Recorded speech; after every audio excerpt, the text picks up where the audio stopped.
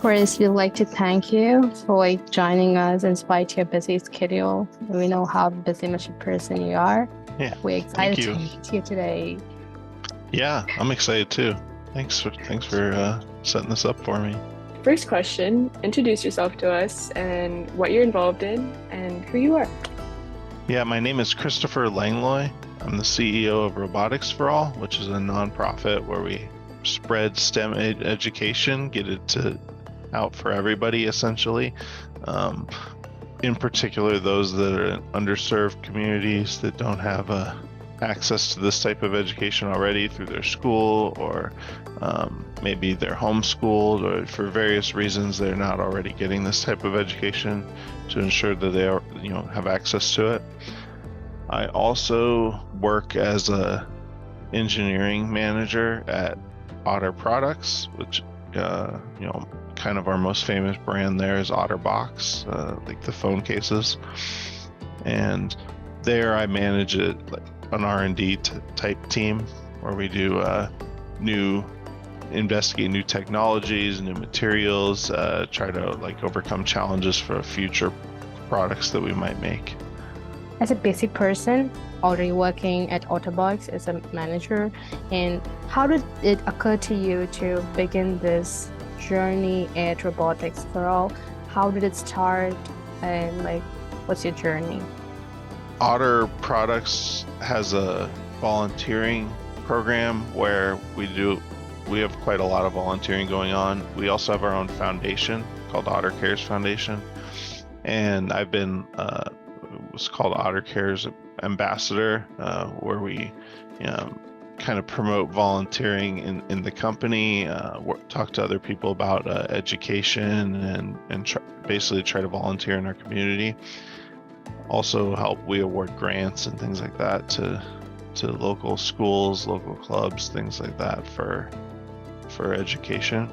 And so through that, I did a lot of volunteering in my area, in my local area in Colorado, with a number of organizations over the years.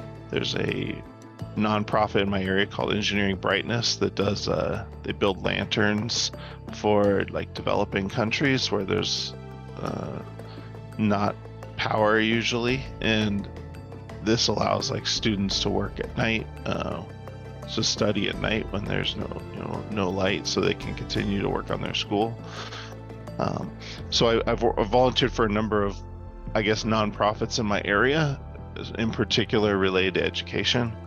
During COVID, all of those volunteer opportunities went away locally. None of them were operating. I couldn't go volunteer anywhere.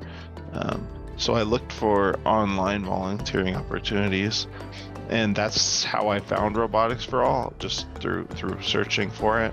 And I applied to be an instructor at Robotics for All.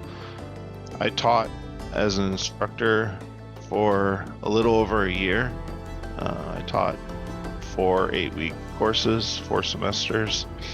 I taught Scratch a few times. I taught Java, Python.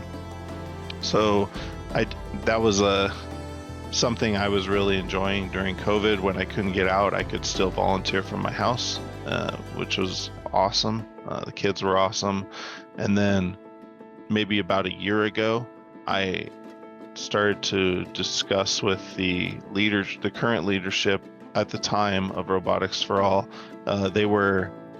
Essentially Robotics for All was founded as some kids that were in high school at the time and were motivated by STEM education and started to volunteer in local school districts in the Silicon Valley area in California, and doing this in-person volunteering in their area. They were teaching classes, and they kind of switched to doing these online style classes during COVID, and it grew a lot at the time. About a year ago, they were starting to work on going to college, and now they're in college. And during that time, they were looking for some new leadership, and so I was asked to lead the organization, which is been awesome for me.